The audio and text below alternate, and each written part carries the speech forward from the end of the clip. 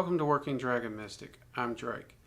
As some of you know, I recently had eye surgery, so just to start out, if the lighting in here is a bit off, I apologize. We're doing the best we can, considering I am still suffering a bit of light sensitivity. But I did want to make sure we get our video up for this week. With that said, I've actually been getting a lot of questions about my personal practice and why this channel is actually called Working Dragon Mystic. Well, to be honest, my primary form of magic is dragon magic. I work with dragons a lot, and I have for well over 10 years now.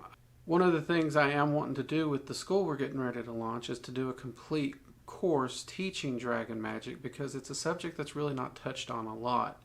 However, I can't really cover that in just a YouTube video. But what I would like to do today is I've been meaning to launch a series on different entities. And seeing as I can't really take the time to do a lot of research on the computer right now because of my light sensitivity, I thought I'd take a chance to go ahead and introduce you all to a dragon that I've been working with for a few years. And everyone that's worked with this dragon, my students and friends, even family members, they have all had wonderful results, and he's become quite popular. So I wanted to go ahead and share this dragon. To my knowledge, there's no mention of this dragon in any other grimoire or anywhere in mythology or history. This is a dragon that in my journeys working with dragons and everything, particularly the leader of the Earth Dragons that I ran into and met, well, I should actually say was introduced to. And that's because I was looking for a dragon that could help me with prosperity in my life and wealth. He's actually the dragon that taught me the prosperity spell that we did a video on before. So I think it's only proper we give him specifically some time in the limelight. And this dragon is the Earth Dragon, who calls himself Exbunwell. Exbunwell has been a tremendous dragon to work with. He's always been a lot of fun. His primary areas that, if you want to work with him, are prosperity, business, money, and wealth. I originally asked him, are prosperity, money, and wealth the same thing? He quickly corrected me, they are not. You can be prosperous and not wealthy, and you can have money and not wealth. So he quickly corrected me in those little fine details. Instead of going over those details in this video, I encourage you to ask him directly. His sigil, which I will be sharing it, it's right here.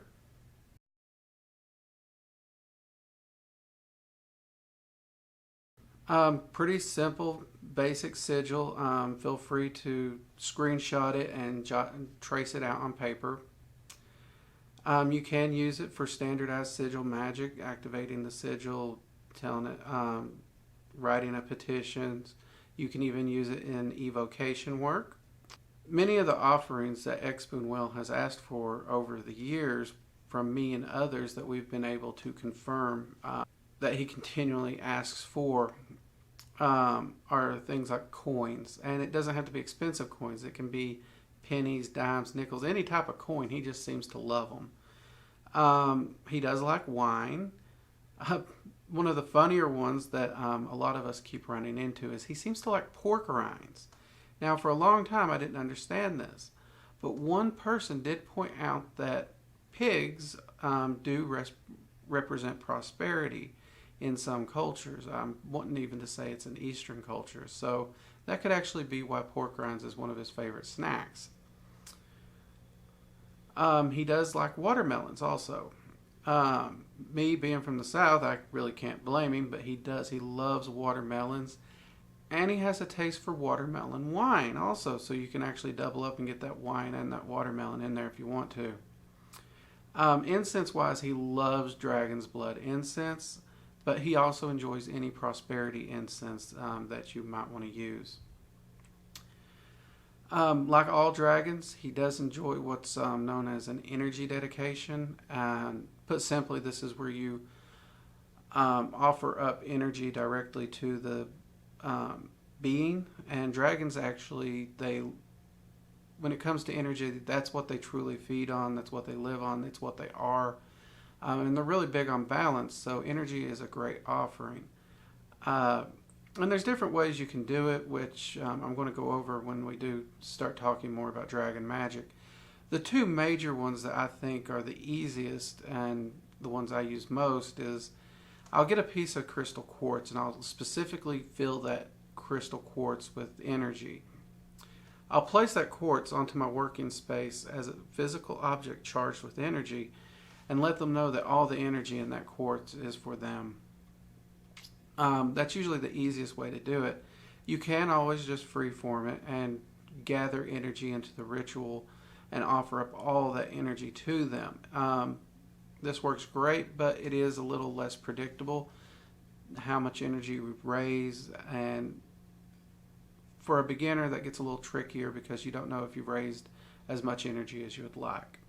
So having the quartz there just gives you a bit more control over it when you're first starting out. Personality-wise, Expoonwell is he's a good guy. He likes to have fun. He likes to make jokes. There are times that he can come off a bit grumpy, almost like a Scrooge McDuck style personality. But much like Scrooge McDuck, it's quick to see he has a heart of gold underneath. And honestly, his grumpiness is a facade. It's a joke. He's very helpful. He's very generous. He's a lot of fun to be around. He does love to chat, so if you ever need someone to chat with, you can just evoke this dragon and sit and talk with him. And when working with dragons, building a friendship is very important, so that's not a bad idea to begin with. But he will talk your ear off if you let him about anything and everything.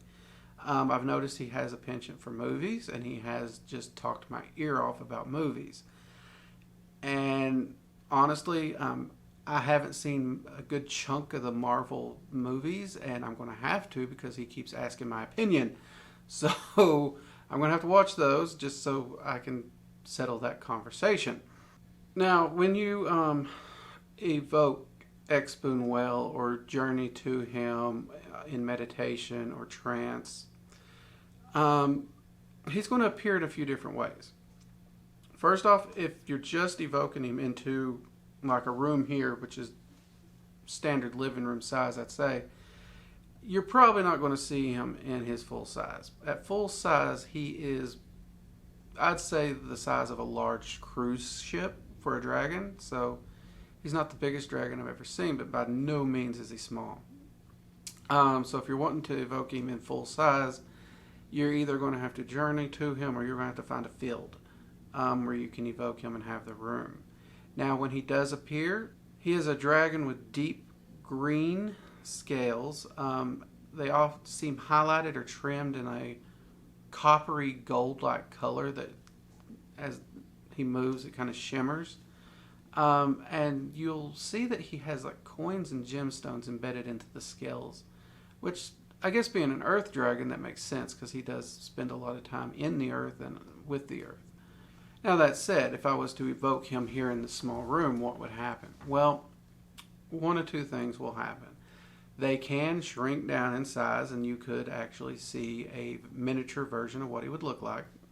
Often, dragons are shapeshifters. They can change their form to anything they want. So they will assume human form, or humanoid, I should say, though they will look human. I've seen them take almost an elven form. But they will also take kind of a blend between human and dragon. So it's like a humanoid dragon. But whether it's in a humanoid dragon or if he actually takes a more full human form, which I've never seen him go elven, he's definitely one that tends to take a human form if it's not a hybrid. But in both of those, he tends to show up very pressed business-like. Think Michael Corleone from Godfather 2 or Don Draper. He'll have those very clean-cut business-style suits on.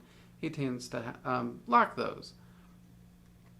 But his personality, again, he'll be joking around with you, though, unless he's pulling your leg and acting grumpy again. But that's generally the way he'll appear to people.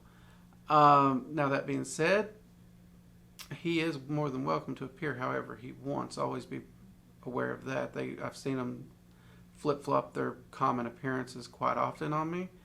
I know one dragon will actually shift its appearance during a single evocation. It's like it just can't make up its mind. But the big thing with working with any dragon is to approach it with respect. Dragons, as a general rule, don't really want to trust humans, and if you look at our mythology, they kind of have a reason, because we have more stories about dragons being slain than anything else. So it does take a little time to build up a repertoire with these beings. But that being said, just treat them respectfully.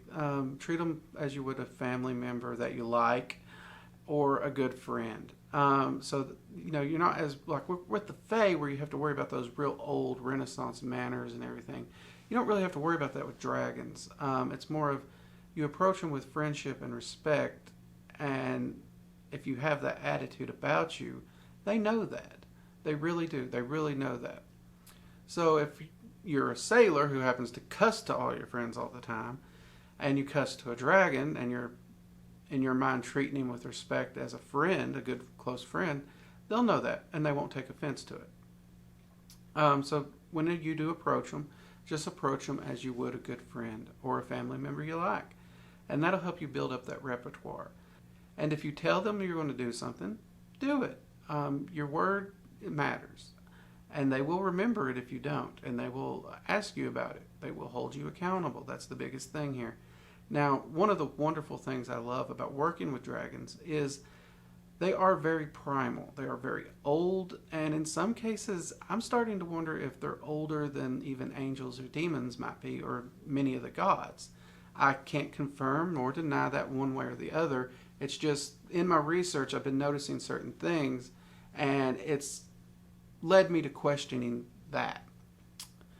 But because they are old and they are primal, they move in very, very big ways, and usually very quickly.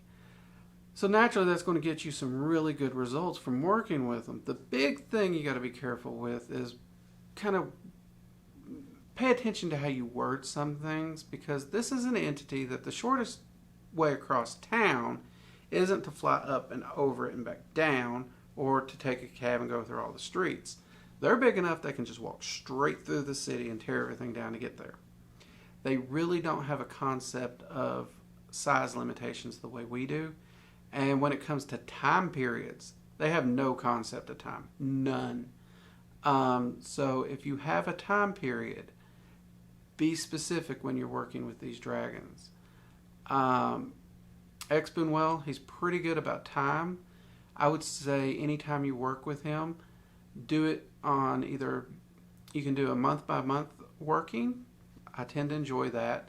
Or you can do long-term projects. I know one person who was wanting help with her business, and she had me ask Expunwell for help. So Expunwell agreed, and it was a very simple working. He said, put his sigil in the business, and at least once a week, give an energy offering or some pork rinds to him. So he just give him a little one offering every once a week. If they wanted to, they could do it more than once a week, but all he was asking was once a week. And as long as that happened, he would continue to work on building that business. And in like 6 months, that business went from not being able to turn a profit to extremely successful. And I mean extremely successful. So both me and my friend who owned the business were impressed. And she did continue to keep giving offerings even after the business was already successful. And it kept growing and growing and growing. So long-term workings are doable. You just may have to give an offering weekly, monthly, or whatever you end up working out with the dragon. But if you work out a deal, keep the deal. And again, I will go ahead and stick the sigil at the end of this video. Again, I know we flashed it up once already, but I'll make sure it's at the end too, so it's easy to pause and go ahead and grab the sigil. But this is just one of the many, many dragons I work with, and I wanted to share it. I am hoping to do a few more of these. I have a few requests on entities that people are wanting to see, and I am working on getting those videos done. But I hope you enjoyed this introduction to the Earth Dragon X-Spoon Well. And keep your eye out, because I will let you know when we actually get the Dragon Magic course done. And also keep your eyes on the channel for any other deities, entities that we post information about to help you work with them. Please like, subscribe, and hit the bell icon over there so you'll be notified anytime we post a new video. And please share the videos with all your friends. We're trying to get as much information out as we can. So please feel free to share these videos with anyone and everyone who you think might be interested. And heck, if you're on Facebook or Twitter, share it there anyway. Maybe somebody who you know that you're not aware would be interested to like it. Anyways, I'm Drake, and this has been Working Dragon Mystic. I'll see you next time. May your path always be blessed.